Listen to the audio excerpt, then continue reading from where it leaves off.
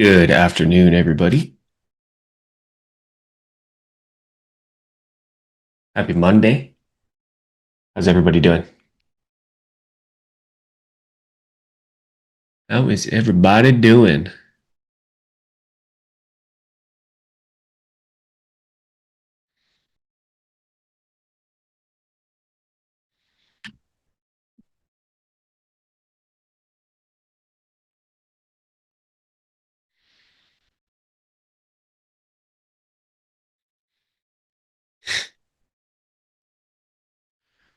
All right, we got a few things to talk about today, I think. I think. Um, at the moment, there's nothing um, available on the charts. So let's kind of map some things out here while you guys tell me how your weekend was and how your day has been. And then we'll do a quick little analysis in the meantime. And then I'll talk about the morning. Also, well, that I don't know how that thumbnail snuck through there, producers, but that is those tattoos gotta go. Those are fake tattoos. Those are not mine. Those are not mine. Fucking Pole. Putting shitty tattoos on my arms.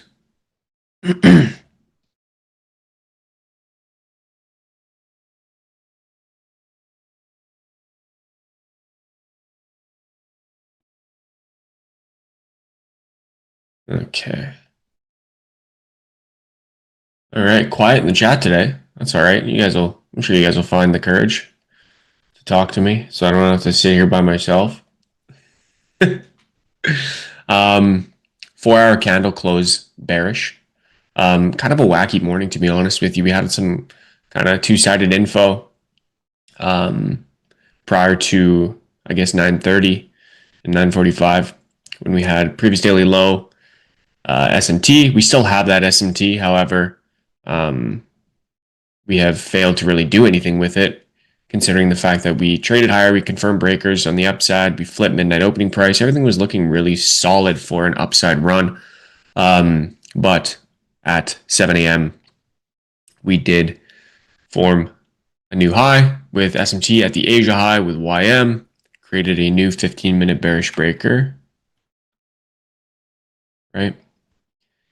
So once we had that, we began to have two-sided info, right? What I mean by two-sided info is essentially you have opposing ideas. So we have the opposing idea of this bullish 15-minute breaker over here with this strong manipulation below the daily opening price and below these kind of failure swings over here, followed up by an expansion higher. So we have daily low SMT inside of a daily fair value gap. So it was actually really nice. I preferred the longs, to be quite honest with you. Followed up by this SMT that we had at the Asia high with this 15-minute bearish breaker here. So not the clearest market conditions, given that you do have an idea and you can make a case for both sides. So when that tends to happen, it makes it a little bit trickier for me. Now, sometimes I will trade it. Today I did trade it and I took a loss on my longs. But I'm really starting to think a little bit more about not only capital preservation, but setup frequency and trade frequency, just by grading my setups a little bit better based on current market conditions. Because today I could have probably found a case to just be flat very easily. They made it very unclear. I did really like the thesis for longs. However, with the immediate opposing criteria that got created, kind of puts a damper on things. So not a terrible loss to take. However, um, we had some fuckery as well with Trump basically pulling a essentially pulling, you know, that Capital One commercial, that old Capital One commercial where you're like, what's in your wallet? I feel like that's exactly what Trump did here. Um, with his 1016 Canada when that news dropped about the Iranian blockade and him self-proclaiming a 20% um, fee on all cargo passes, which is just funny to me because nobody fucking agreed to that. And yeah, so the tomfoolery seems to be endless with this Iran war. Um, and after that, we did expand higher. We did manage to grab a little bit of short-term sell side or buy side liquidity, creating some more SMT, I believe.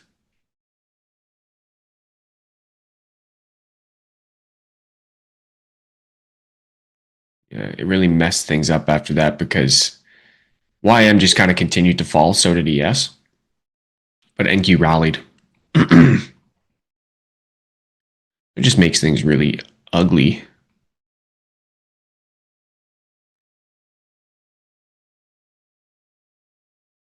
Okay. We do have this lunch high SMT here that we created at 1 o'clock. Now we have this 50-minute high SMT with the S and YM. I imagine lunch low is going to get taken out. As far as a high time frame draw goes, let's take a look-see.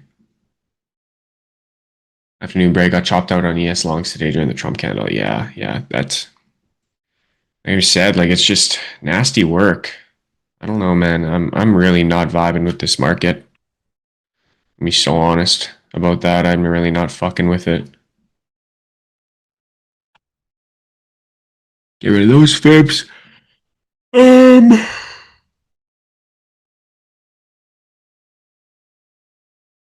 met so many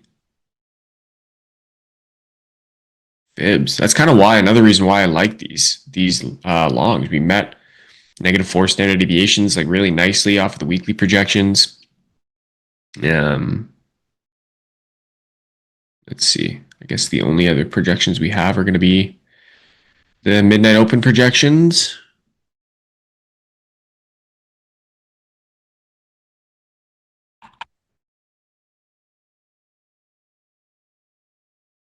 Save it like that. That's a lot easier to see. Save as midnight standard deviation.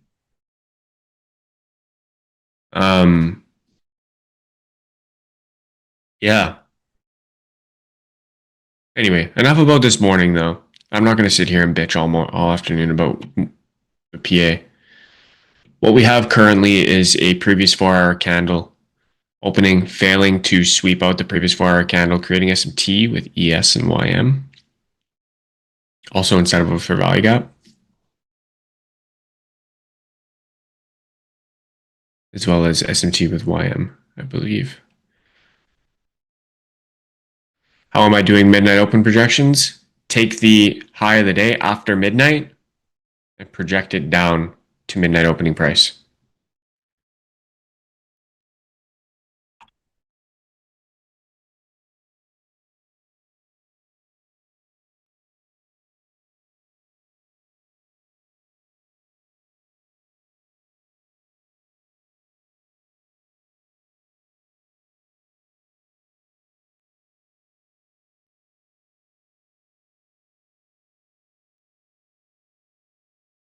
I don't really have a thesis at all for this. We did expand and we are consolidating. We could, let's see, where's this? There's a 15-minute breaker somewheres here. I guess you could use this guy too.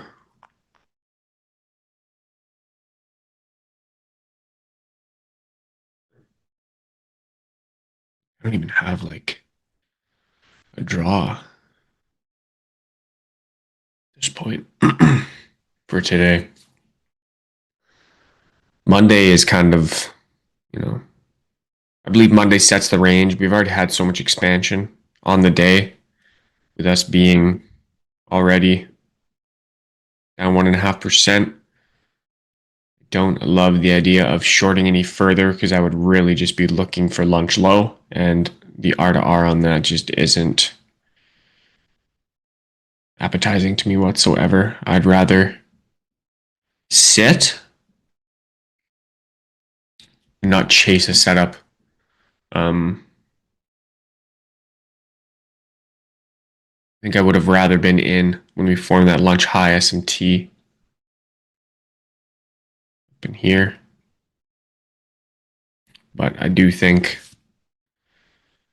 if you play this breaker here,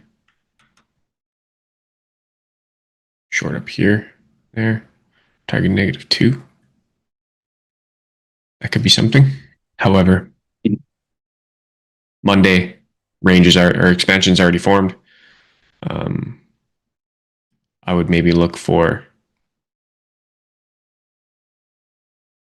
us to either continue this consolidation or get some sort of SMT at the lows to form the wick, but even that is risky because I can't exactly long it in the sell side of the curve. I need to get some sort of confirmation of a buy side curve first before I can confidently take any sort of longs, just to play it safe.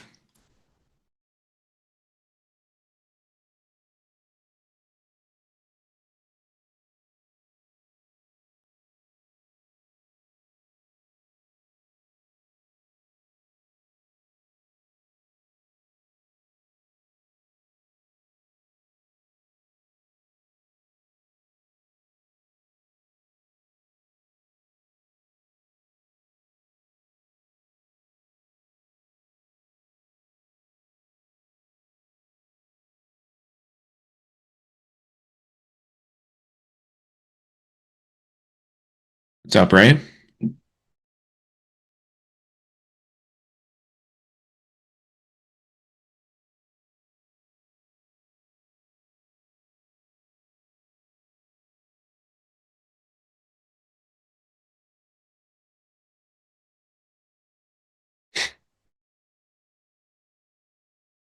Yeah. How'd you guys do this morning? And lunch, I guess, and part of this afternoon. Great videos on your YouTube, RE Breakers. Hey, thanks, man. Appreciate it. I thought I knew them, but wow, explained so clearly. Thanks, man. Yeah, I remember that. I had a lot of fun creating that video because I just kind of made the PDF and then it turned out to just be a super solid kind of representation of what a breaker is. So whenever someone has troubles with breaker, I try to refer them to that because I think it really explains things quite well. So appreciate you watching the channel, dude. That's awesome. I haven't posted in a hot minute, but there's some goodies on there.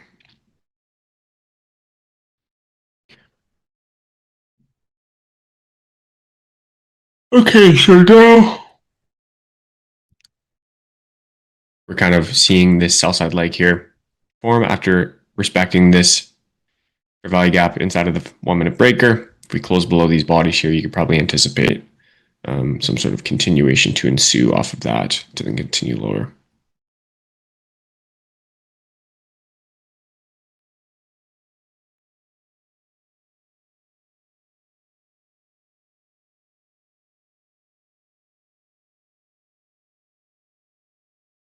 Is that closure? Probably just going to continue to fall here.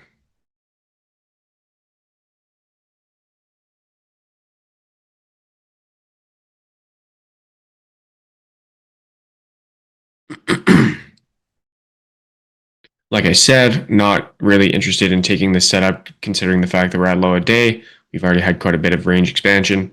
Monday, day before CPI, things can kind of fizzle out. I don't see another massive expansion occurring. Obviously open to be wrong about that, but I'm definitely not open to putting risk on when I've already participated and I just wasn't really met with the type of PA that I like to see.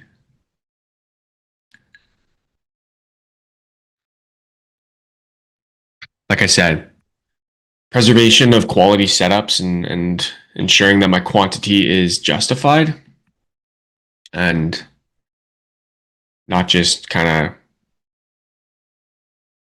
take a setup just because like it looks good or whatever, right? Just apply a little more logic and maybe think an extra second. I was thinking afterwards of like asking myself like what will happen if you take this loss? Will you wish that you weren't in the trade or not? And if the answer is no, like if I feel like no, I'll be fine taking this loss, then that's a good sign that I'm going to be getting into a solid trade, right? But if I say like, oh, if I get stopped out on this, then like I'll just be pissed that I took the trade because it's obviously not up to my standard. That's a very good filter for me personally because I'm kind of battling um, the dichotomy between missing a setup and just taking every setup, right, in order to not miss them. Because I've missed a lot of good trades as of late. So I guess I have a little bit of recency bias with that. And it's causing me to maybe be a little bit too aggressive on taking specific setups. Not that they're invalid, but they definitely lack criteria. So I think it's just a little bit of a discrepancy somewhere in my grading, in my probability grading. That I obviously do like a little bit discretionally. I don't have a grading system that I mechanically use because there's so many variables. Um, but I do have my favorites that I look for. And when you have SMT on both sides and given the day of the week and you get given a 15-minute bearish breaker with SMT at your at an area where you'd like to continue long, it kind of puts a damper, kind of pisses on the parade, if you will.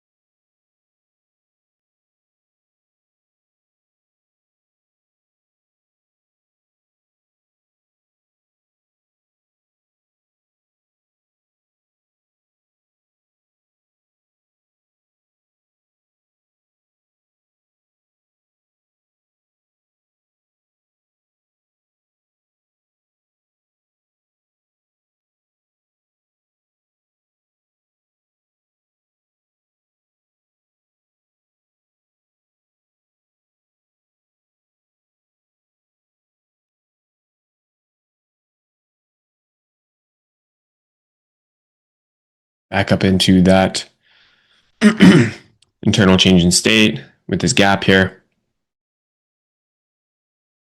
Would want to kind of see that just continue to drop, but it's just a tape read. It's nothing more than just a tape read.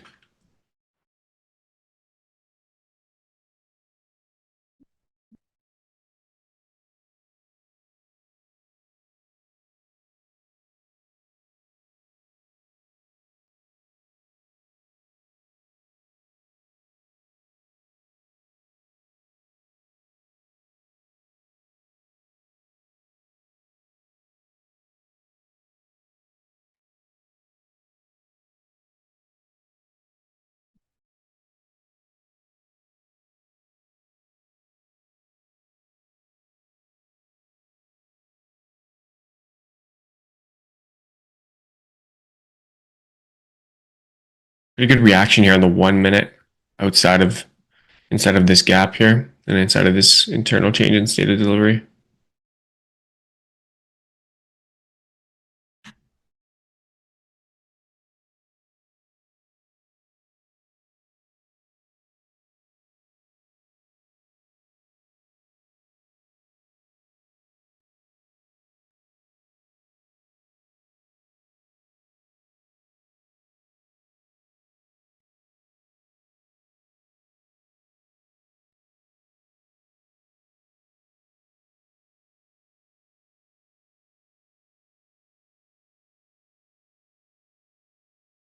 Everything's kind of just stuck in the mud here.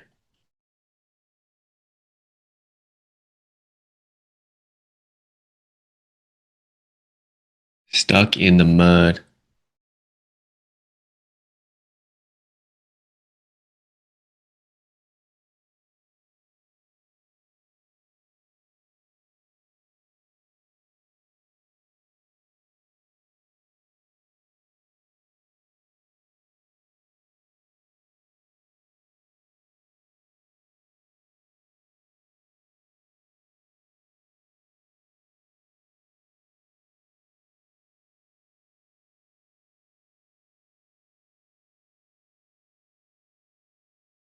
We need a Guinness right now. Yeah, I need a fucking nap is what I need. I'm exhausted. Work yesterday was crazy. So if it looks like I'm lacking life, that's why, because I'm dog tired. I had to take a little nap before stream. Because it was 48 degrees out yesterday. And we were out all day dealing with a myriad of different issues.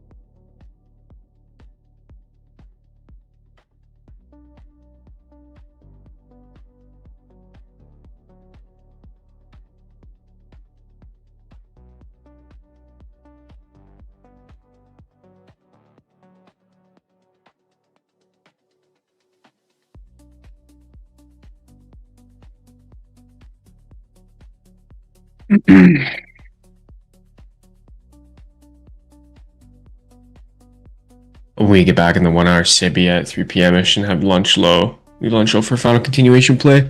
Yeah, that would be okay.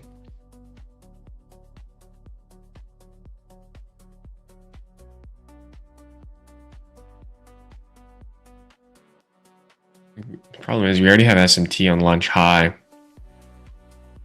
And like YM would be the closest to taking out that 1 p.m. high too. So you'd almost want to see YM form some sort of failure swing, but I don't know. It's just low probability conditions. Like it's well slow to mind you.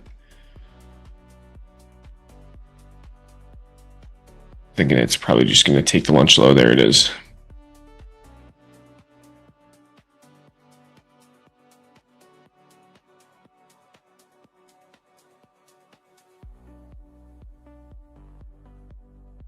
the thing. Like it's not really conducive to reversal conditions either on any fractal basis, because we just have NQ just continually taking lows. Like we still have this previous daily low SMT all the way up here, and NQ just keeps on taking lows. So like it's obviously, this SMT obviously isn't, you know, the spot to be. It's probably just going to be set the range, or tomorrow is just going to be super fucking red and we're going to go take this previous weekly low or go get SMT at it. Yeah, I'm not, I was quite confident. I'm not going to lie. I was quite confident that we were going to just continue higher this week. We still can, but like I was not anticipating Monday to be this red. I figured we could drop down and maybe hang out down here, maybe like down below this previous daily low and just consolidate, not trend right through it. Because now it just really muddies things up for me. For higher prices, I would want to see us get some sort of failure swing on NQ so it can stop taking fucking liquidity and we can actually get a strength switch on a high time frame. But you think CPI can finally take us out of this high time frame consolidation? Man, seems like nothing takes us out of this consolidation.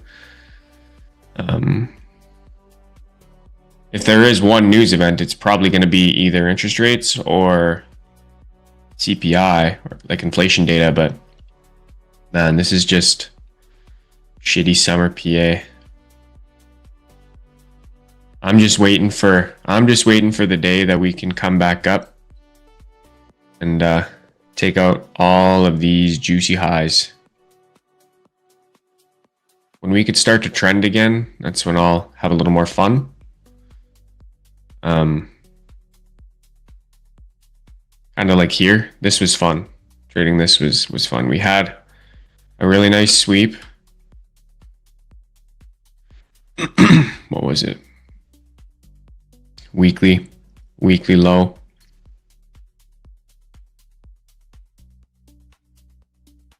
Had a nice SMT there with YM inside of a weekly gap. You had then a strength switch here, meaning NQ sweeping out this low. YM failing to sweep out that low. And then YM NDS both sweeping this low while NQ fails. Right there is a super duper clean play. And then that just set up buys for a while. And we even got clean buys here too.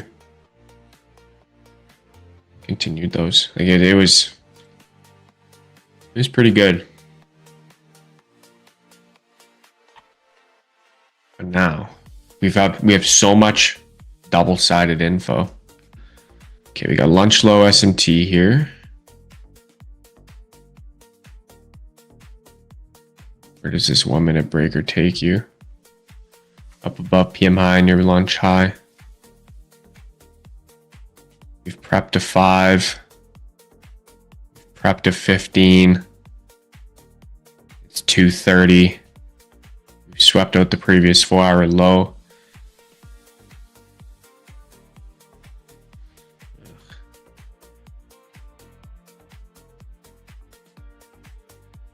I can't in good conscience be super confident in it yet.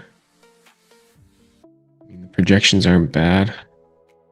I like the time that this low formed. Right at 2:30. It's kind of in that SMR window. Reversals tend to happen in that kind of halfway mark of the hour. If you follow macros.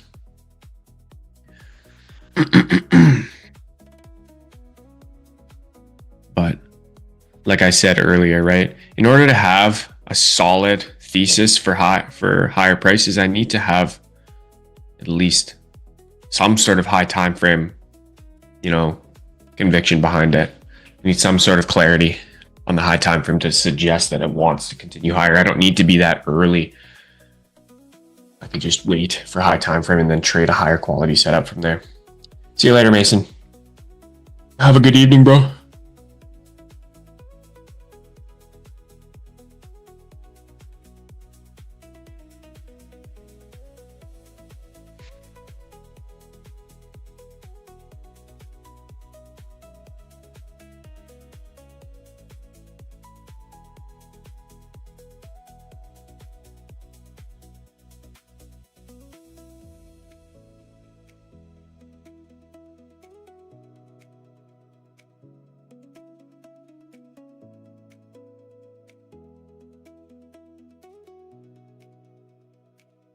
How big is that, John? 50.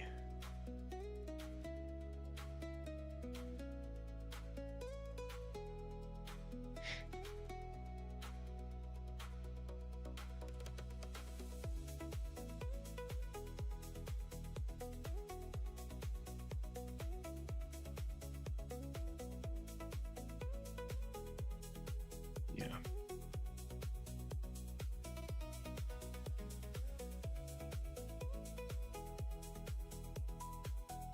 I don't think so. I think Monday's probably chalked, to be honest.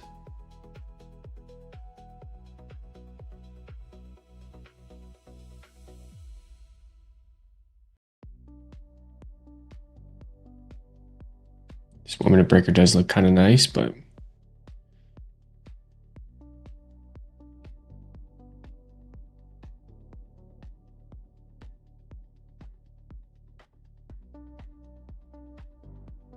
I'd probably want to wait for the 3 minute. Get a little bit more oomph out of it. The 1 minute is also the 3. So I just want to wait that extra 2 minutes for closure.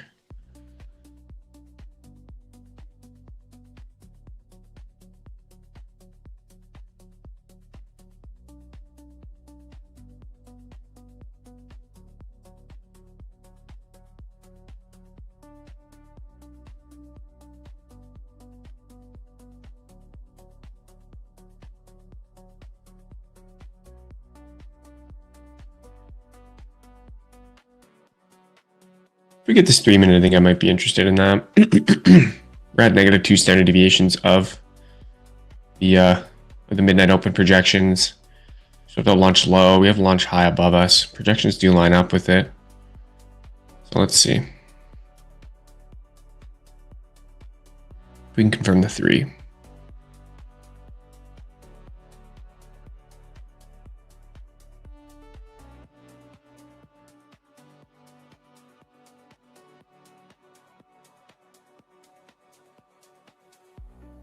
Get up into that gap. Not really.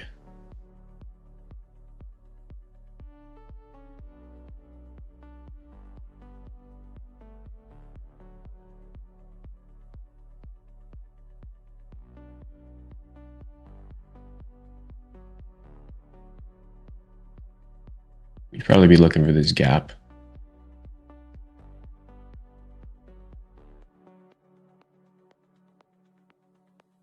No 3 minute, no 1 minute either.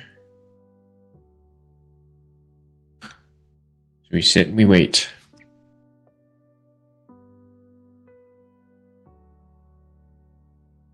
Yeah, I'm using an indicator Hans.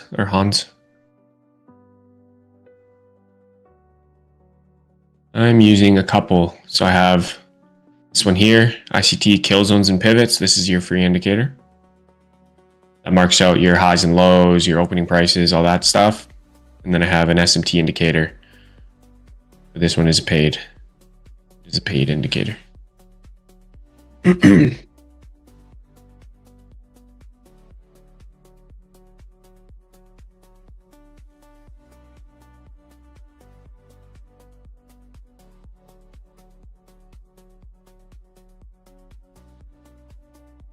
We're lacking displacement to create this breaker as well. Keep in mind.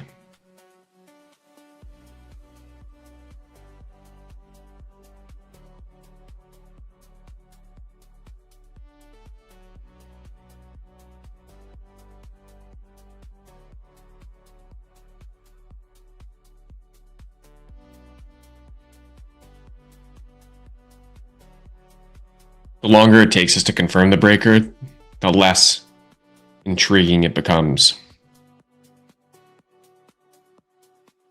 You want to see it kind of like immediate proof that it's going in your intended direction. So this first failure is okay. It starts to fail this one, then it'll start to be a little bit wary.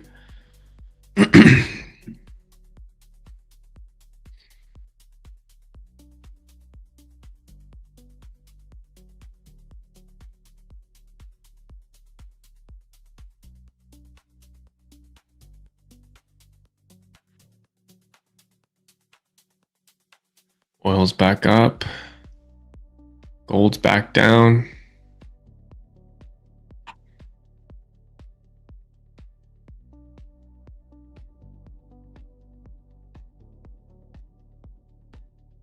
Maybe why not draw the breaker to the 1406 high?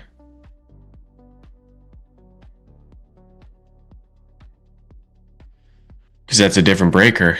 I mean, it's a breaker, but it doesn't. It's not the 3 minute or the 1 minute. It's your last swing. Here to here to here. The 1406 is actually your 5 minute and 15 minute breaker. It's just you have a fractal one in between. It's a little bit lower. I see another failure. Gapped above it. Not interested in that. Yeah, that'll be your 15 minute swing.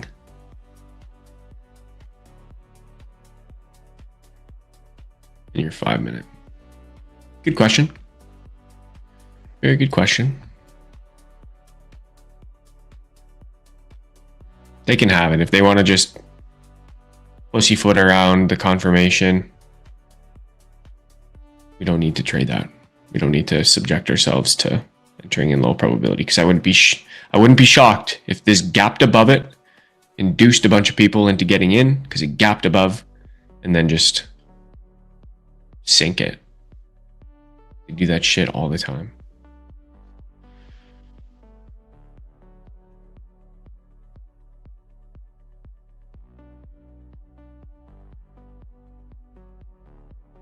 And the lack of displacement out of here is also somewhat concerning too. So there's your 1 minute, created the 1 minute.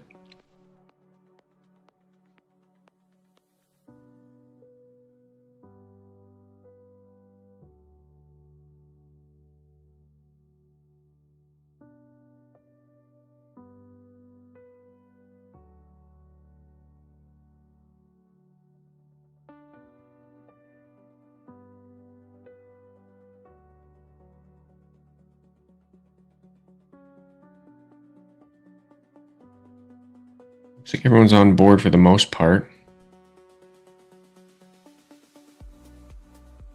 ES has already created its 3 minute.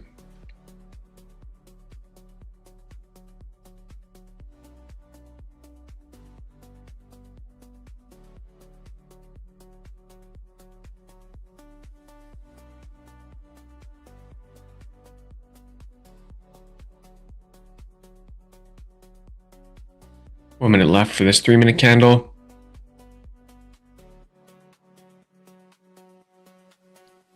How do you switch between the 3 chart layouts so fast? I just double click my chart.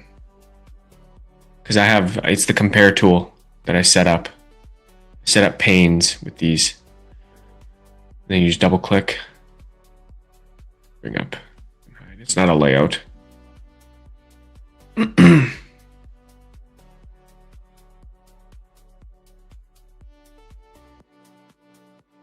Yeah, you're welcome. A little trick of the trade. Yeah, see, look at this. Gapped above. The 1 minute confirmed.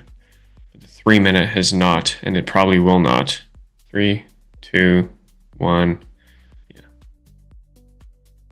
We're good on this. We are so good on this. I would not be surprised if this is just a big fake move.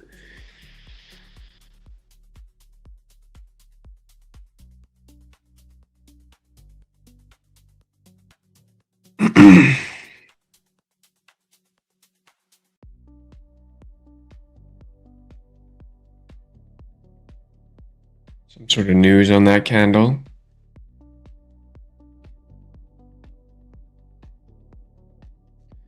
Let's check it out.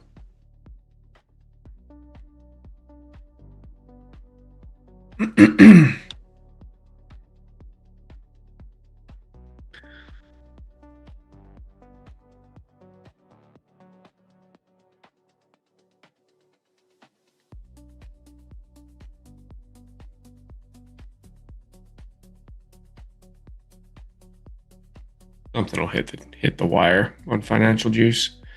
That's a pretty. That was a snappy candle. It didn't really do much, so I'm sure it's probably just noise.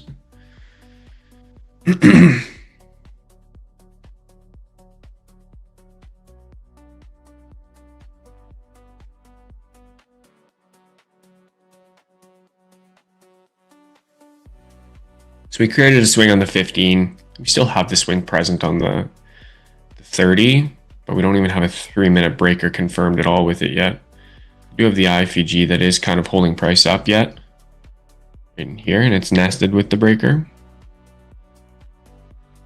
But it's kind of running out of chances for me. I'd rather just be flat in the afternoon session here and just take my minus 1 hour and call it a day. Trading wise, I'll be here till 4, of course, but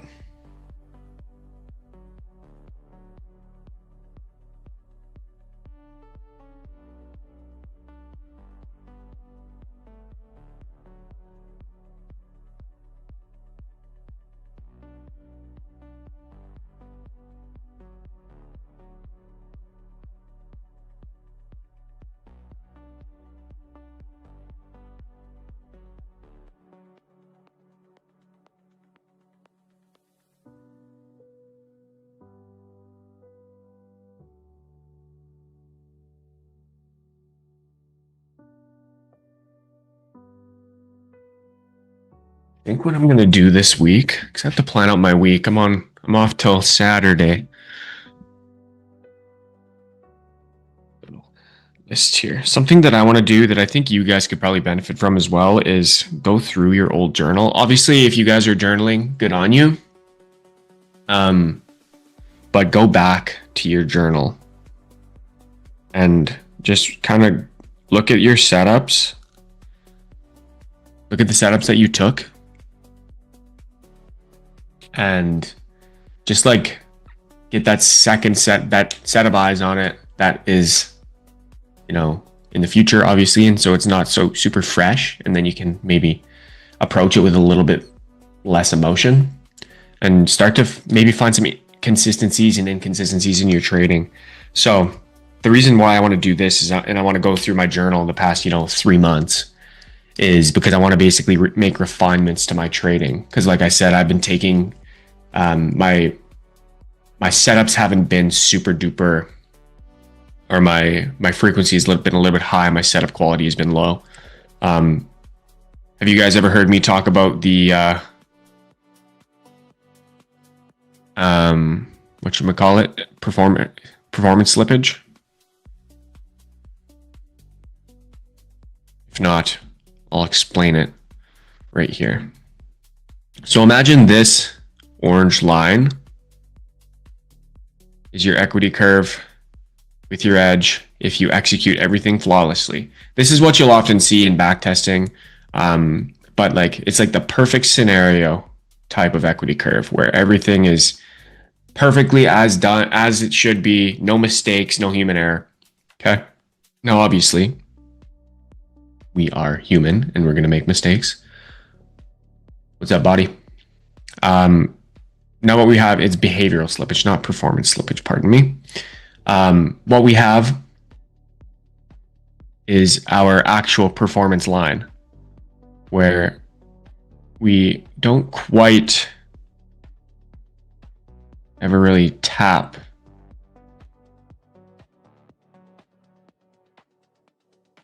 We don't really ever cross the line. Okay. The spread or the distance between the orange perfection line and the, we'll say, brown performance line. That distance is what's known as your behavioral slippage, okay?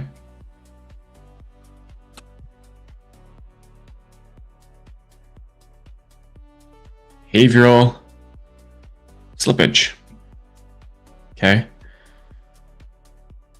Now, the bigger that gap gets, the more prone you are, or the more likely it is that you're making silly mistakes and you're taking trades you shouldn't and you're overdoing things. Maybe you're risking a little bit too much on bad setups and risking a little too little on good setups, and your risk is out of line. There's a lot of things, right? And it's usually just down to your decision making. So right now, you kind of want to be, obviously the gap, you're never going to be perfect, right? You kind of want your behavioral slippage to look like this. You want it to be kind of close and tight and remain in alignment with the perfection line, okay? But if the gap starts to widen, like in here,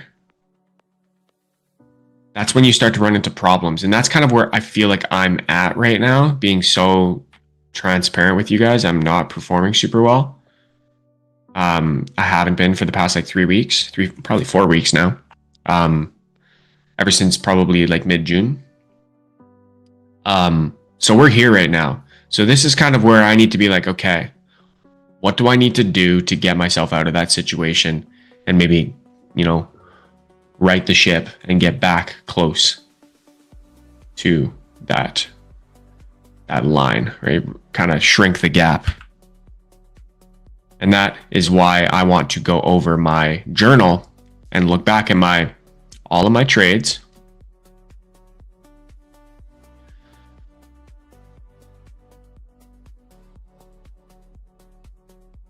So if behavioral slippage gap is widening, go back through your old trades, and one, look for consistencies, look for inconsistencies. Consistencies could be a good thing, could be a bad thing, right? Keep the good, ix the bad, right? Inconsistencies are also probably pretty common, right? Maybe meaning you do one thing one day and the other thing the other day, right? And then once you find your consistencies and your inconsistencies, you should ask yourself, okay, are the things that I'm consistently doing mostly good or mostly bad? And are the things that I'm inconsistently doing mostly good or mostly bad? If the inconsistencies are mostly bad, then that's probably your problem, right? So maybe you're very inconsistent with your pre-market analysis, or maybe you're very inconsistent with your execution and you're chasing setups and you're not waiting for your draws to get hit and you're exiting early. Or maybe you're just completely flat out ignoring setups and you're not even taking your entry model, you're entering early and you're losing out that way. All those things have an immediate and long-lasting effect on your edge if you don't correct it, okay? So after that, you basically find the leak. What you're doing is you're finding the leak, and then number 4 is you plug the leak, okay? You plug the leak by asking yourself, okay, what am I doing right? What am I doing wrong? Okay, here's what I'm doing wrong. How do I fix it? And you fix it by adding actionable items, okay? Actionable items. So whatever that may be, the actionable item is going to be different across the board, but really it all boils down to the word that you hear probably every other day is discipline. It's discipline. But you need to know how bad the leak is, right? Because you might every now and again, oh, maybe like, yeah, sometimes I enter early, but like I feel like it's not having that big of an effect on my model or on my edge. Or like, oh yeah, sometimes I'll close out early, but like it's because I'm busy and like I have to focus on other stuff. It's not that, you know, effective. I feel like I'll close out early of losers and I'll close out early of winners and it balances out. But like until you actually see like, oh, you actually entered before your entry model 15 times in the past 3 months, and that costed you 15R. That's a big number, right? Or it might have costed you 10R, you know? So you have to see the number, right? You can't really track, you can't fix what you can't see. So you have to take a look at it. So that's my little rant, and that's my plan for the week, is to go through my journal. It's not gonna be a quick process, but go through my journal, essentially have TradeZella up, and then just have TradingView up, and go through things and basically play each day and see the setups that I took and see if they resonate with my edge or not, because obviously there's something that's going on that I'm not seeing, and I need to fix some shit. And that's kind of the fun part. Well, you could see it as fun, but it's also like tricky, because you do have to sometimes go back into your data and tweak some things if the market conditions aren't suitable for you. Sorry, my nose is itchy. If I have a hair in there that's messing me up. Sorry. Just picking my nose on stream. How flattering. Yeah, exactly. It really is just, it's a labor of love. It's like making pasta. Making pasta is a long process. Like homemade pasta takes a lot of work. That's a labor of love. And the end result is so much greater the more time and attention you put into it. Anything with cooking or baking or any sort of, hobby or passion.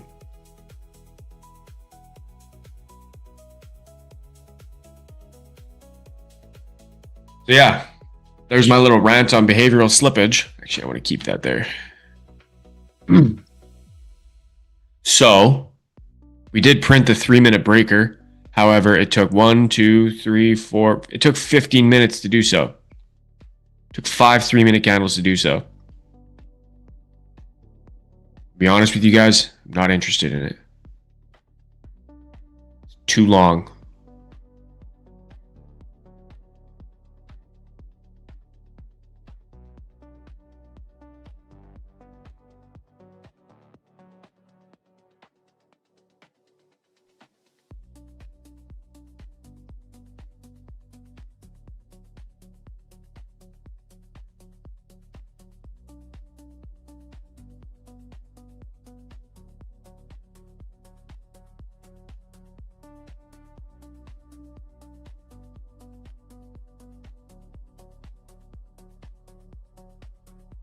Got the hourly candle closing in a minute, 15 seconds. We're really retracing this 3-minute. Don't have any sort of SMT present either.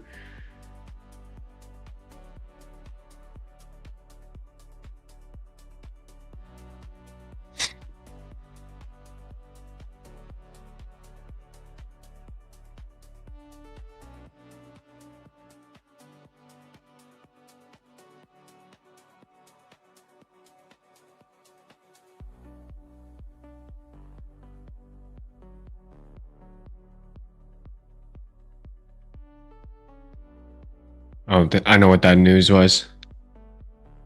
Iran's foreign minister, Araghchi, responds to President Trump announcing a 20% fee to transit the Strait of Hormuz.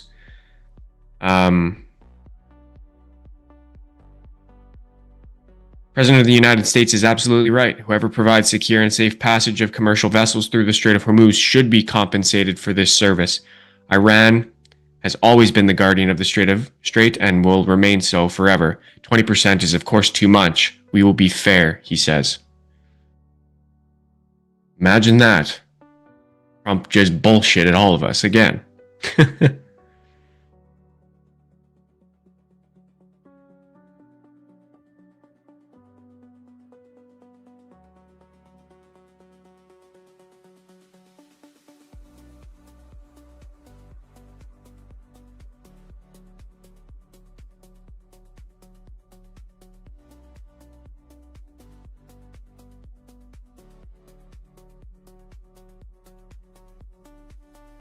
Like, when does it end? Yo, what's up, HM? What's up, big dog? Yeah, there's 3 o'clock. Still created an hourly swing. Lunch low SMT.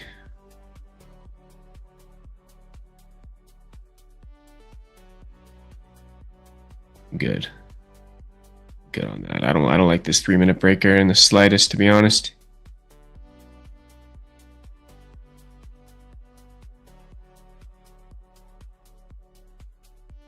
Maybe if we could create some hourly low SMT with NQ failing, I think that would be something I could get involved with.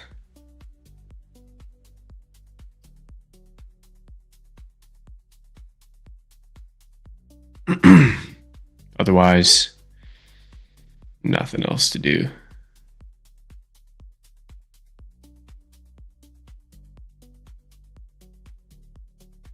Not willing to blindly take it like this. Yeah, that's all I'm interested in too, Jess. No, I'm not looking for longs here. This 3-minute breaker's cheeks, man. It took so long to create it. Confirm it, like.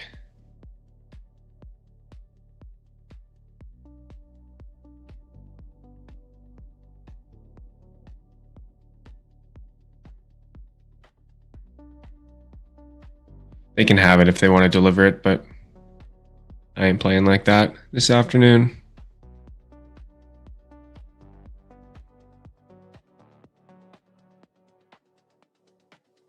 Yeah. Yeah, we do have to hold this gap. We gotta get moving though. We gotta get moving. Hold the gap and then create some previous daily low SMT tomorrow would be nice. Meaning NQ preferably fail to take Monday's low because it already took Friday's low. Engage with the fair value gap. That would be nice.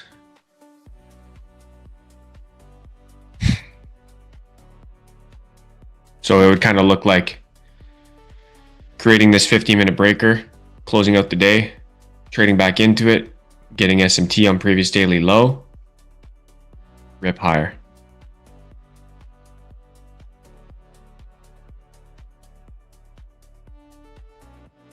And Trump speaks at 9, yeah.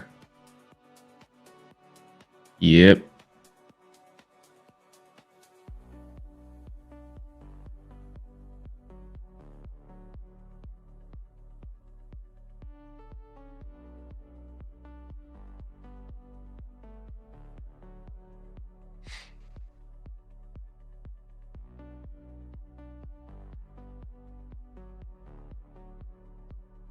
I'm watching calls right now if I was on Sneaky QQQ.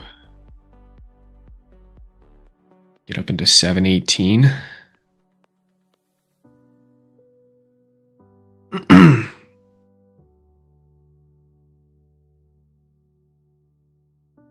see. Options. Calls expiring end of week. 719, 718, let's do.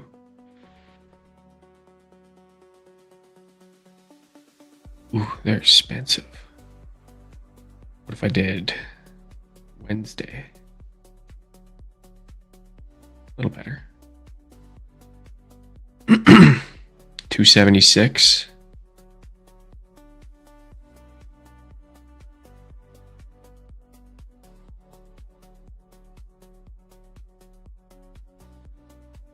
Realistically, I'd want to see this gap get filled if we're going higher.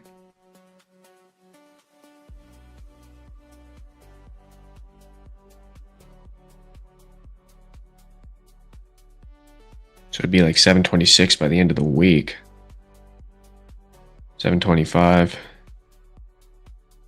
Yeah, 239 per contract. Yeah.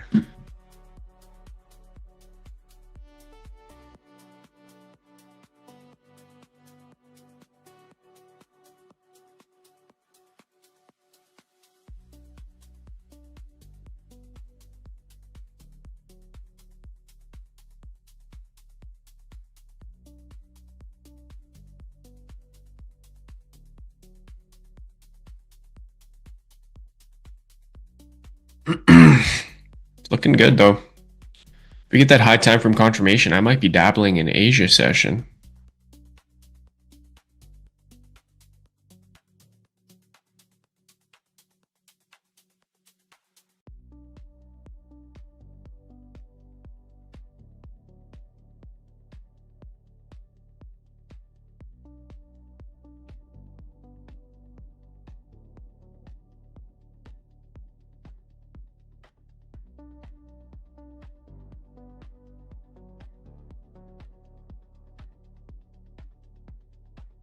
This 15-minute breaker has a little more relevance, just given the fibs being a little cleaner.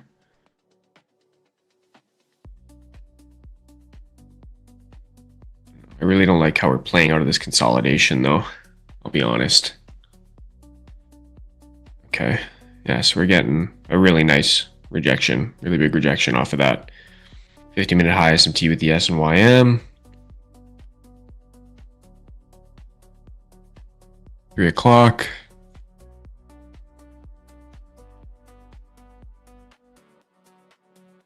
It changed quick. Yeah. If we're going to get a breaker, I would like it to be...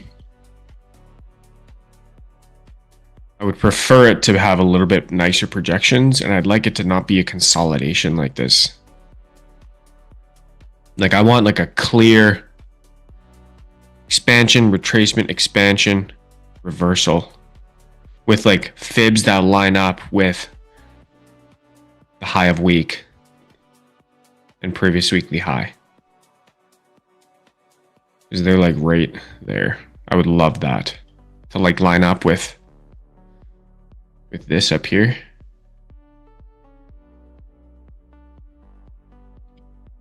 These highs.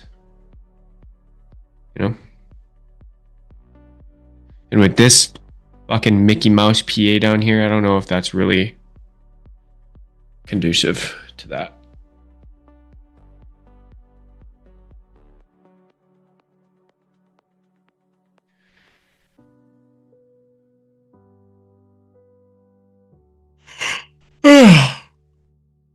You know what I mean?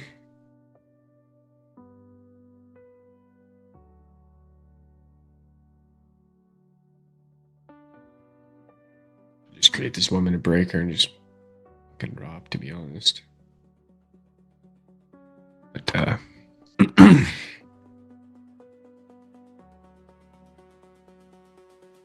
I'm not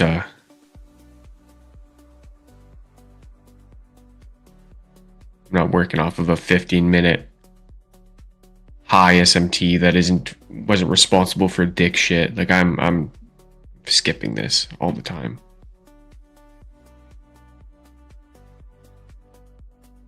Need some sort of POI, not just a random fuck off high, you know?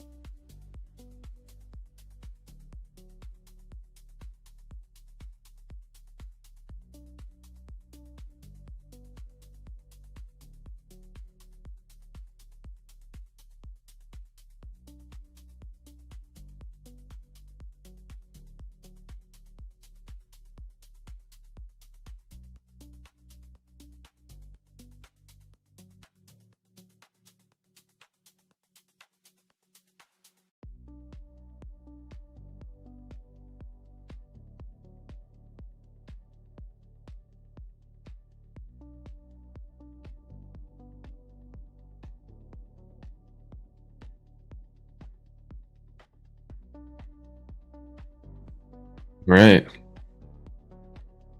Here goes the lows. Yeah, the AM trade that I took today was taking this 15-minute breaker and kind of tap into midnight opening price around 9:30, just below, kind of sweeping out this low here, right here. Took that, stop at the low a day. I was looking for us to go higher. Obviously, we had opposing criteria. So I did talk about it earlier as to, looking back at it, like I did have opposing criteria with the Asia high SMT and the 15-minute bearish breaker. So I wasn't the best setup in the world, but I liked the daily. I liked the reaction out of the daily for value gap. I thought we could kind of make a Judas and then go higher from there, but wasn't the case. Market's been, I don't know, hasn't been great. I've had to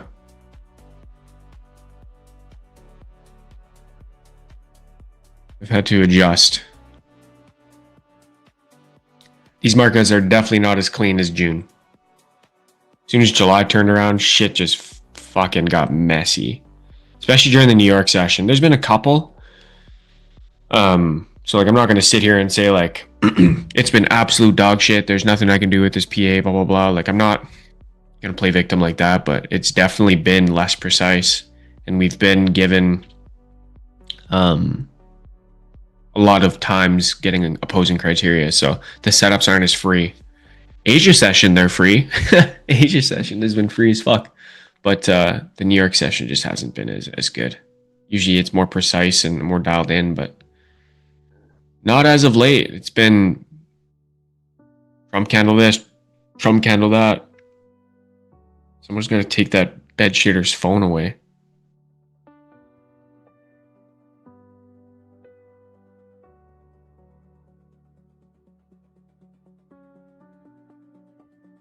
Bullish the whole day, took around 10, but Trump had other plans, yeah.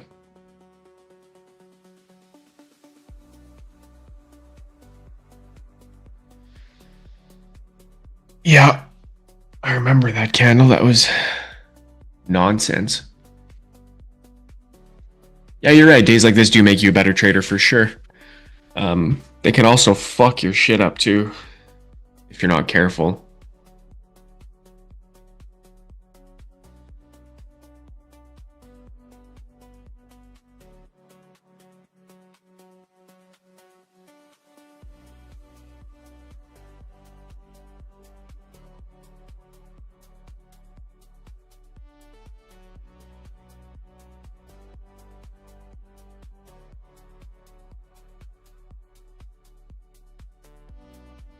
Yeah, absolute test of risk management. I'm excited to go back into my journal though. Very excited. I wonder if I can use AI to like make the process smoother. Like have some sort of like KPI report or something. That's the thing though, because like I'm so bad with AI. I have no idea. I feel like everybody uses AI and knows more about AI than I do.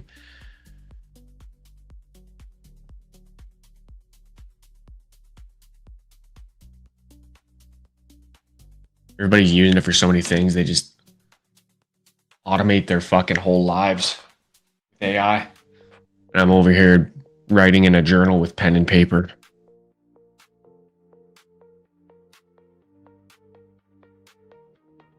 Talk about journaling. How do you journal? Anything I can share.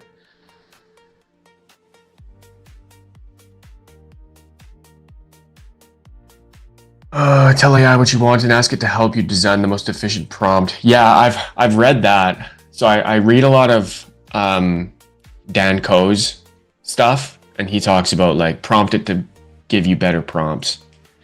So I definitely kind of engineer it that way, but I feel like there's some people just like, seems like there's a new AI agent out every day, or every week.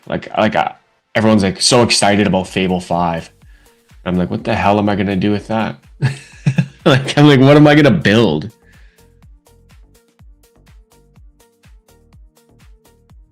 I don't know. I feel like it'd be like giving me Fable 5 would be like giving a 5-year-old the keys to a Porsche.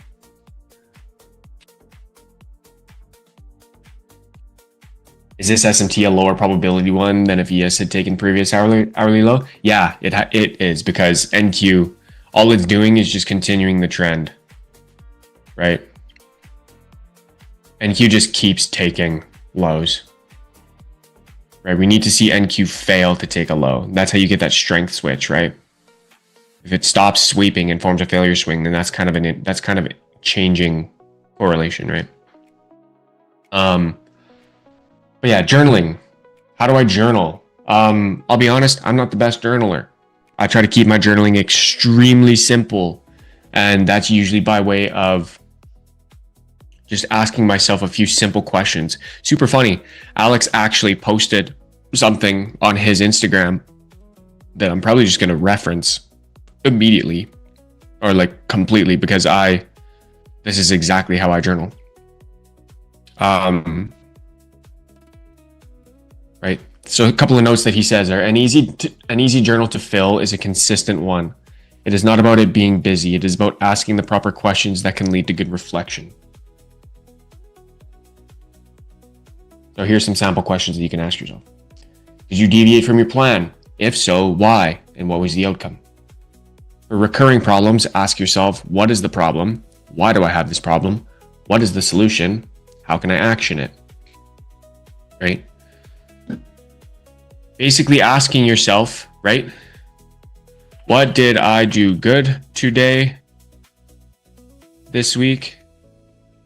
What did I do bad today, this week?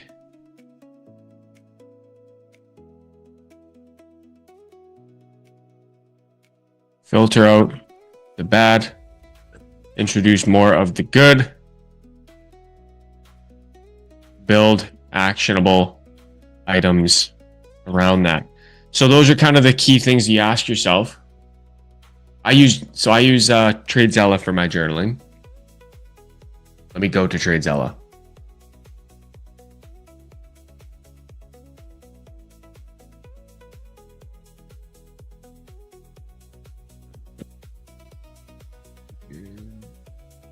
Log into TradeZella.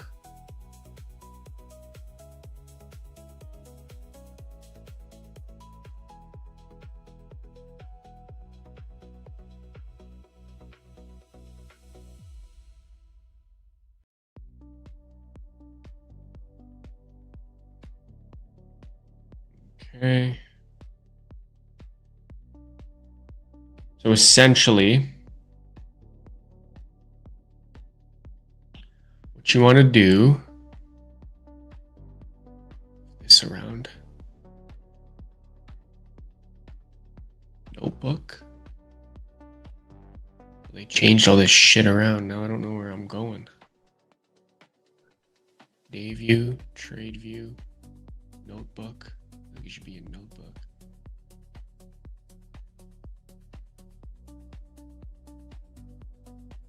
Reports? No. Let's go on day view. Monday, July 13th. Add note. What does it do? Like puts in its own thing. Okay. Templates. Okay, because I have templates, okay? So some things that I ask myself, HM, are, what were my pre-market expectations? Here, let me fucking just do this. I usually do this. Okay. Pre-market expectations, how the market played out. So expectations versus reality. Any trades I took, walk through them in a video review. Talk about my emotional state. You know, how did I feel in any specific moment or any particular moment? How did I react? How did I make my decisions? Did I make any behavioral errors? And then I go into what I did well. And then I go into actionable items. And then text summary is essentially, what do I want to do less of, and what do I want to do more of with any extra noteworthy lessons? Those are kind of my KPIs that I look for, mainly surrounding my decision making. And then obviously if there is something technical, then they'll go in like extra noteworthy lessons. So that's kind of my post-market review. My pre-market,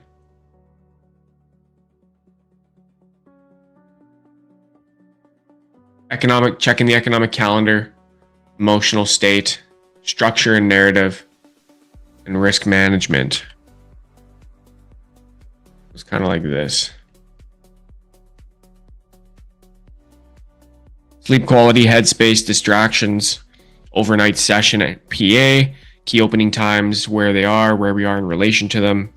If we have any liquidity, SMT breakers, and standard deviations that are notable on the chart, where our higher time frame swings are, and then any if-then statements. And then just reiterate my daily budget and maximum trade count. And then when I take a trade, it's like, would I take this setup again? Yes or no? How did I feel during the trade? How did I act? How did I navigate? I used to do video reviews, but now, what I'll probably do is just speech to text. Because, I'll be honest, I'm not watching those videos back. I'm not watching them back. I don't have the time. I'd rather just read something. That's the thing. Making the video and voicing it out is easier because I get to just talk instead of type. But then going back and watching it is kind of a pain in the dick because it could be a 15-minute review. Whereas if I just type something, speech to text, or just do speech to text, and then I can just read it. I could probably read it faster than I can watch it.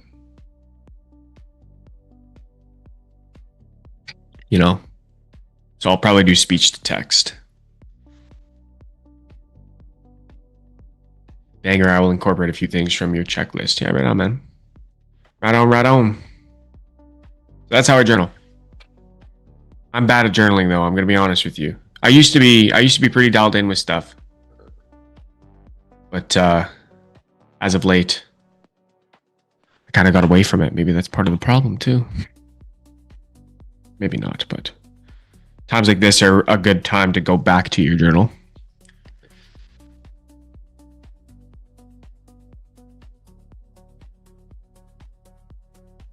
So we're just continuing the dump here.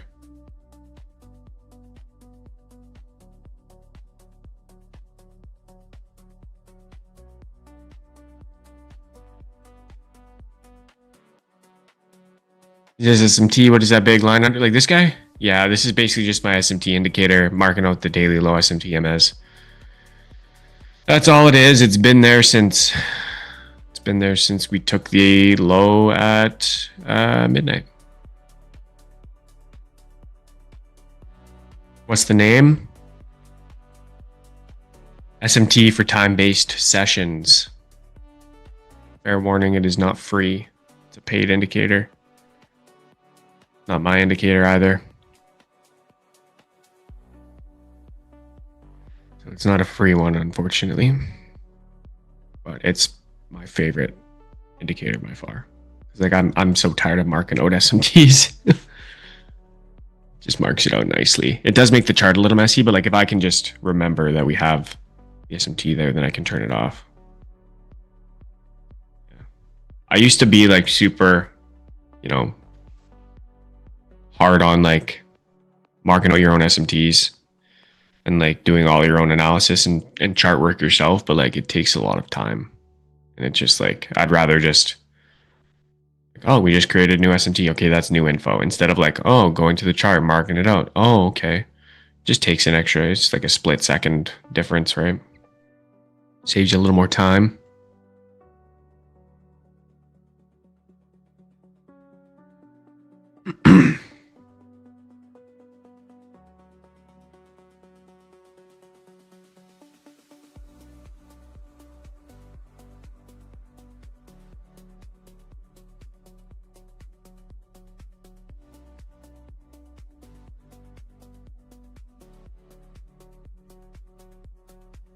Watching the World Cup? Not really, no. I probably should. I heard the games have been awesome. but I've never been a big soccer guy, so I just didn't haven't really thought to watch. But now that we got the semis, I'll probably want to watch. Who's your team, HM? Who are you cheering for in the semis?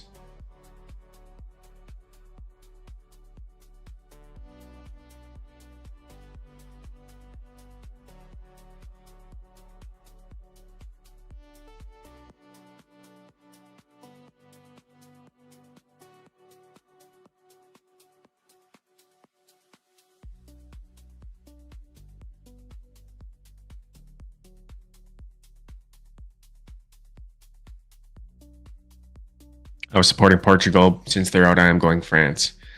Gotcha. I like underdogs. If I don't have like, obviously Canada is not in the semis. They got kicked out in the round of 32, I guess. Or round of round of 16, not 32. They lost to Morocco. Right? I think that's right. Since I don't have a team and cheer for my own country, probably just choose the underdogs, and the underdogs, I guess, would be England and Spain. I'd like Spain.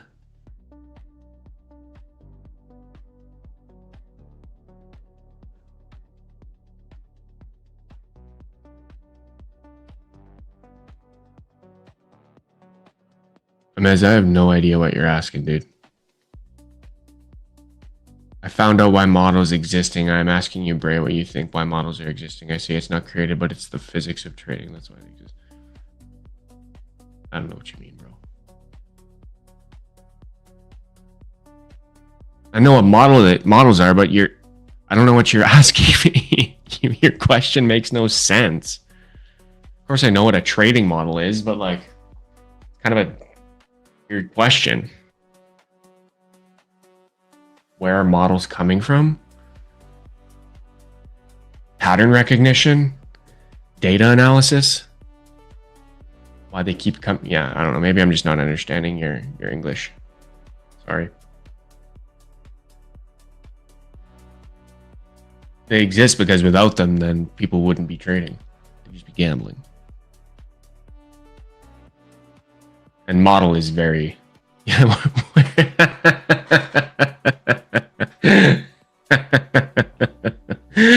I'm not playing fucking trivia, bro. I'm not playing trivia with you. You just tell me. Just tell me what you think.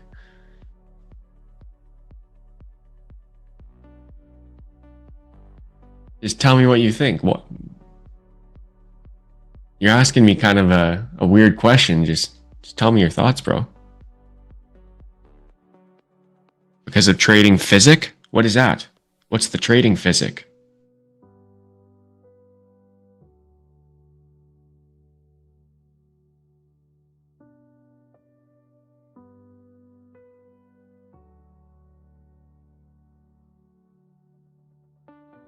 Yeah, chicken or egg. Which is first? Yeah. Horse or cart?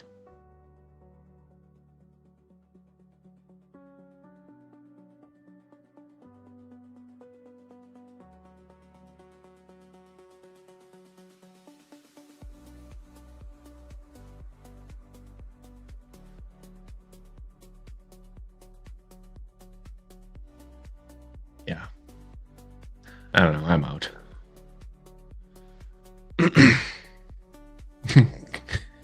Kirk.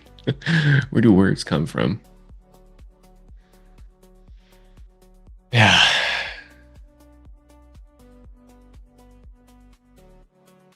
Sorry, Amez. I tried, bro.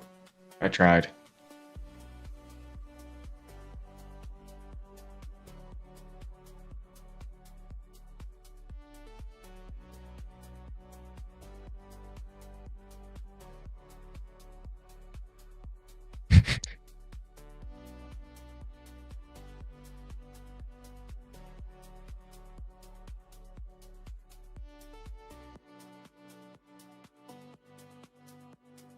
Yeah, ask Alex. Alex will know.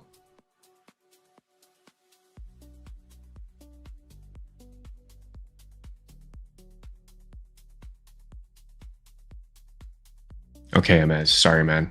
Forgot you're the fucking goat, dude.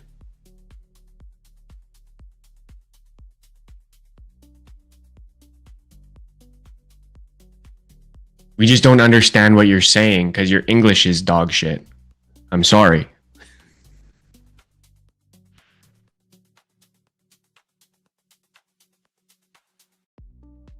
No one's coming at you. I don't need to learn German. I mean, I do want to learn another language. I don't know if German is one. I don't know if German is a language I want to learn though. It's not on the top of my list. Probably want to learn Spanish. Yeah, you do need a 15-minute candle to close to confirm. But yeah, no, I mean, they're not giving you a hard time. They're probably just they're just fucking around. They're just fucking around. You don't need to flex. It's all good. 44K payout, so that's good.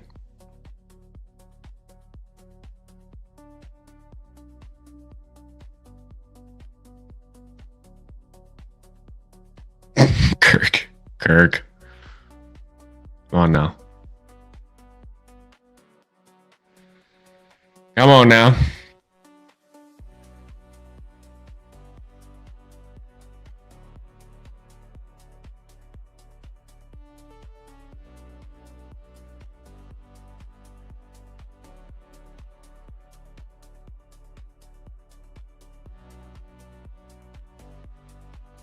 No, I wasn't using alpha futures.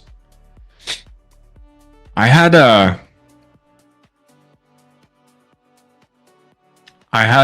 like a weird inkling because I heard of issues with alpha before they turned into alpha futures. They just had some inconsistencies like with no payouts. Like this isn't new. Back when they had their CFD firm too, I think they still do. Because I'm pretty sure they're the same company. They weren't paying people out either.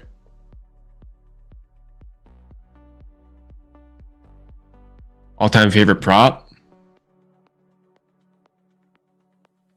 Tradify.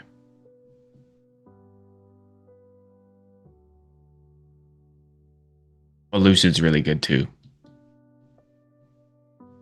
Lucid has really good rules. These are reasons why some of you don't make it. I was trying to teach you something you don't want. I mean, Amaz, you weren't making any sense, bro. That's why it's not that they don't want to listen. It's you weren't making any sense.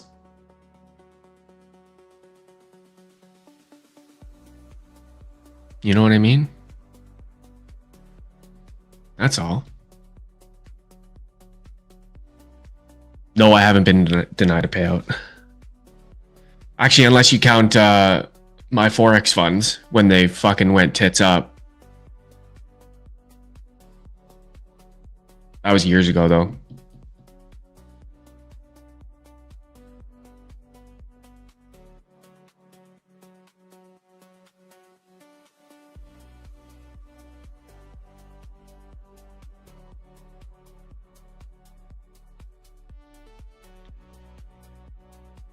You trade models, I do, he do, whatever, but how they are existing randomly or why.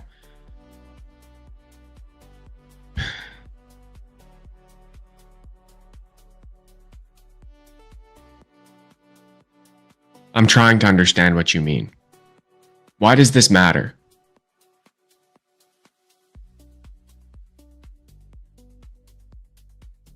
A model is a completely subjective thing.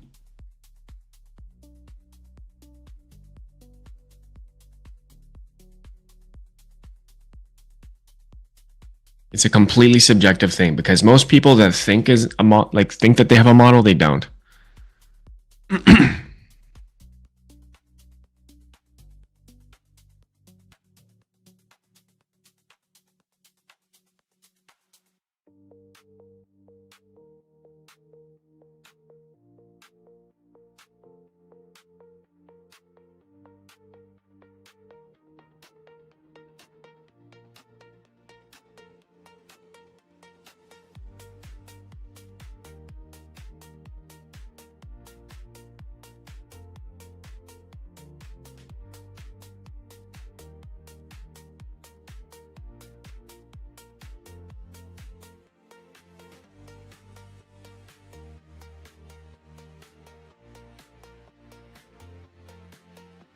Okay. You're testing me. Standing by. Tell me what you got.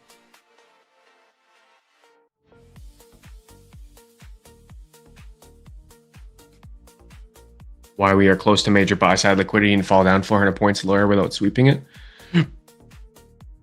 You talking about today?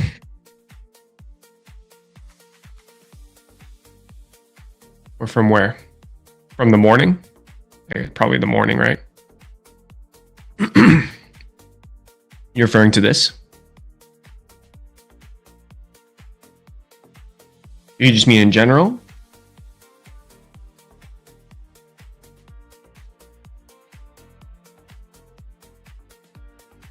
For example, today? I mean, there's lots of instances in it, and I mean, I call it because we're engineering liquidity.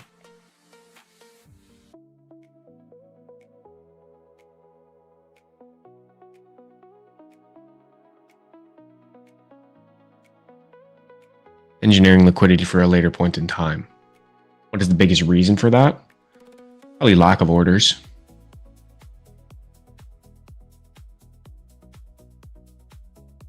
And I guess simple terms, like, for example, they don't take out this high.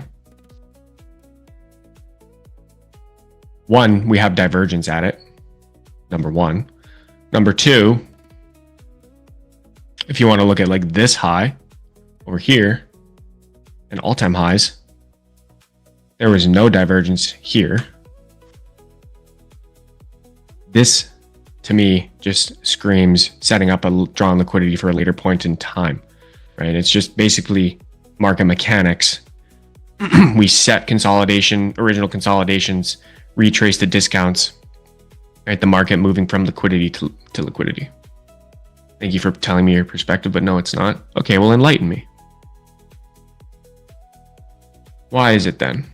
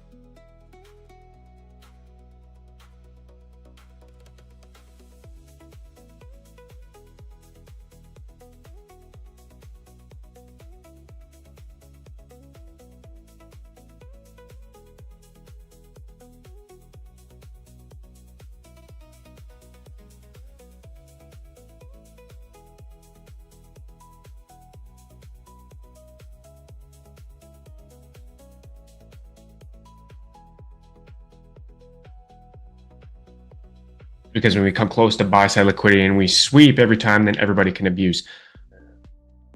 Stop loss 200 points, take profit 10 points. It will work then every time. The market is programmed that nobody can abuse. Okay, I'll let you keep going.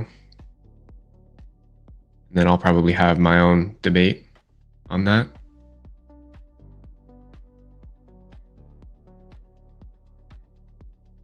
What's the second reason? Teach us.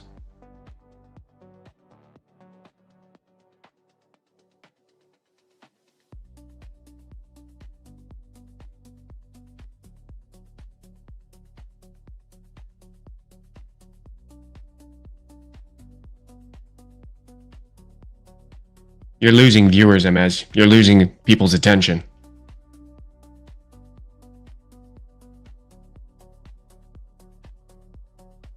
You're losing the room.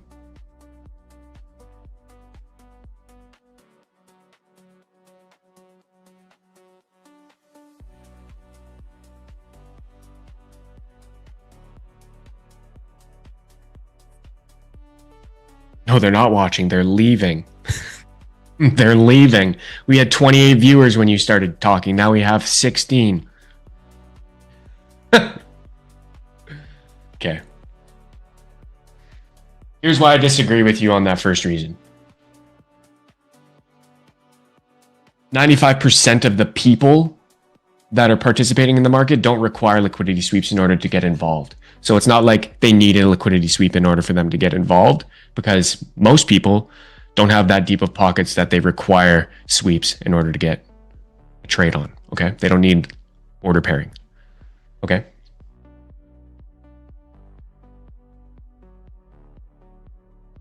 Number two, I do agree that the market is programmed in a way that it's designed for people to fail, but it's designed more or less to fuck with your emotions and your psychology. And it's a play on human emotion more than that.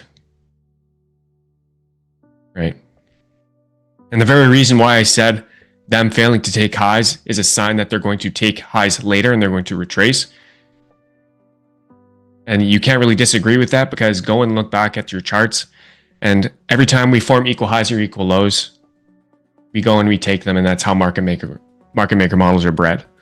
So, I mean, the proof is in the pudding right there. I mean, you don't have to believe me. I don't really need you to believe me, but engineered liquidity is 100% a thing. The market moves based on liquidity, right? So when they set up equal highs on a high time frame like this, typically that's a setup for a big move, and they have specific amounts of orders that they need to be executed at a later point in time. Market moves on liquidity, from liquidity to liquidity, not fair value gap to fair value gap, not breaker to breaker, not fair value gap to fair value gap, or whatever the shit, right? It's liquidity to liquidity. Liquidity is the lifeblood of the markets. So when we fail to take it, when they fail to take it, that does a couple things, right? It sets up more liquidity so you have liquidity at this high, you have orders at this high, and then you set liquidity and orders at this high. That does that. That's the one thing. It also tells a lot of people who trade support and resistance that this is actually resistance, and that we're going to trade up here and we're going to A, reject it, or B, breakout traders are going to see, okay, we're going to trade through it, and then they can trade a breakout, right? Two different types of things, right? And both of those people probably get screwed up. Of course it's manipulated, man. We have a president of the United States that's taken 3,600 trades this year. Like, it's all corrupt for sure. But the thing is like, what works for some person doesn't necessarily have to work for another. And you can have multiple different ways of approaching the market and multiple different theories. Truth is, none of us know exactly how the market works. And to be quite frank with you, you don't need to know every single underlying thing that makes the market what it is. You just need an edge, and you just need to consistently execute that edge, right? If you're constantly looking for more, right, you're never going to really succeed, because all you needed was just like a crumb, you know? Well, of course it's money. Yeah, it's manipulated. Yeah, we can agree on that. It's controlled and engineered and designed in a way to induce people who are easily induced. And it's designed for corruption, right?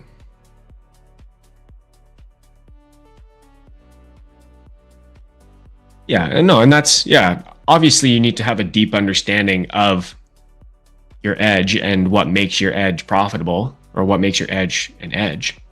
But like, what I mean is like, what I was speaking more to is like the shiny object syndrome, as where like people are constantly looking for something else, and they're looking for that holy grail, and they're looking for like the secret sauce to the market. There's people out there that sell $15,000 courses that teach you Enigma and teach you how to get out of the matrix. Like, it's not that serious. Just understand basic market dynamics, understand your entry model, understand confluences and which ones negate your trade and which ones like increase the probabilities of your trade, right?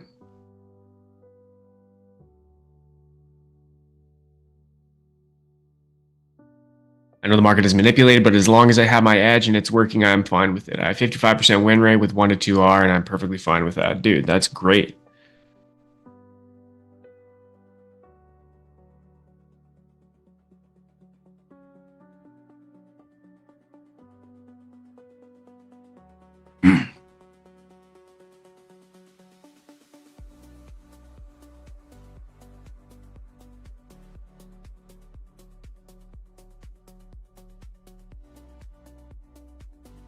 Okay, I see what you mean, Amaz. I think we were saying the same thing then, in a roundabout way.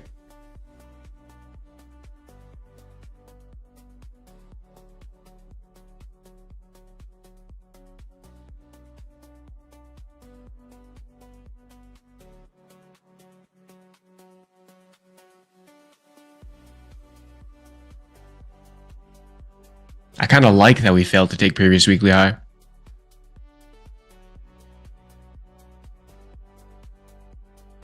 Thanks for hanging out, HM. Have a good snooze. But yeah, it's clearing out longs, and it's kind of just forming the open low of the week. Yeah, I understand what you mean.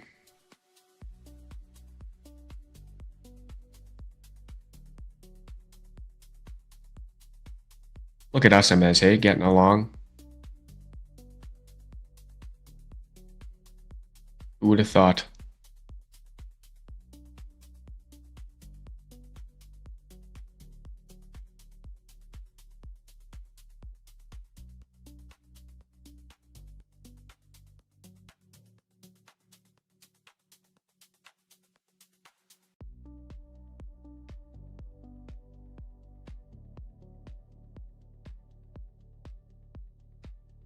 Who would have thunk it?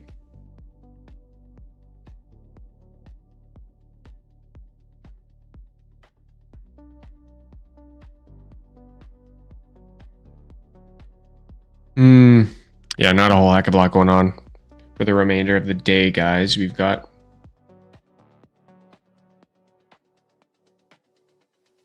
we have a 1 minute breaker here confirmed, but we don't have any sort of super nice SMT. We have lunch low SMT here still with YM, but I want to see some sort of high time frame confirmation before we can look to get long. Patience is important here. Trying to trade in line with the weekly expansion, right? So right now we're kind of going to form the low if we are to be bullish.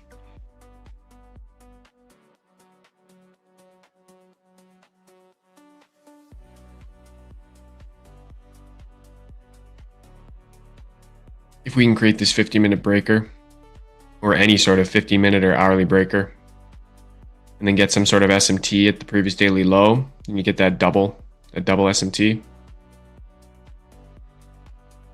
Some people call it two-stage SMT.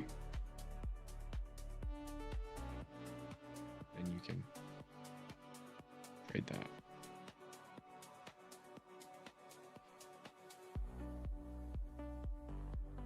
So we'll be looking for that tomorrow.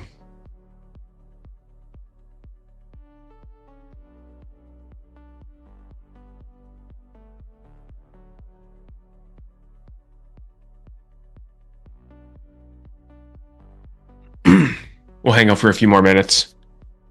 And then I just want to see what the 350 does.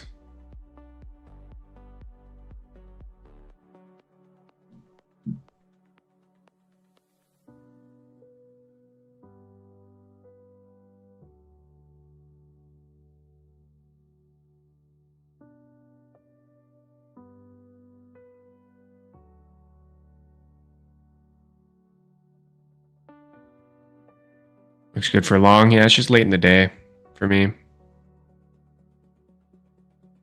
Too late in the day.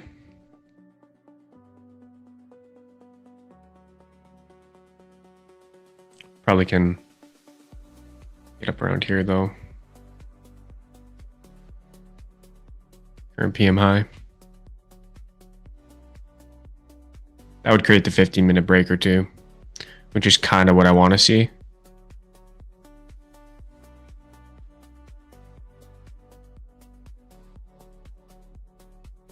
You're in a small long? Nice, good luck.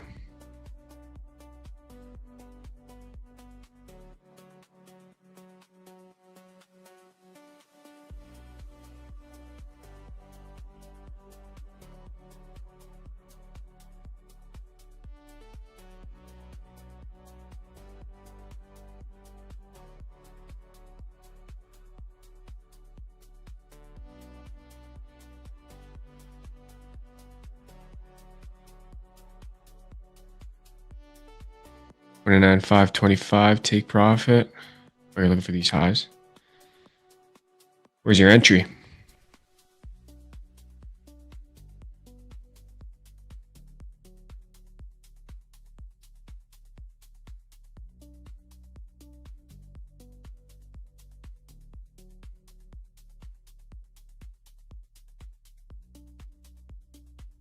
Or 63.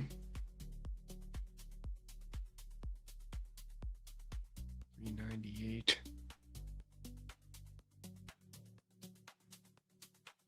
You trade a 1-to-1? You often trade 1-to-1s, Amez, or is this just?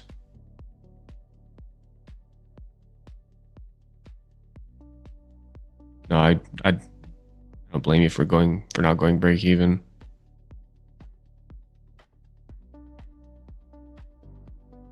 Often 1-to-2, 1-to-3, okay.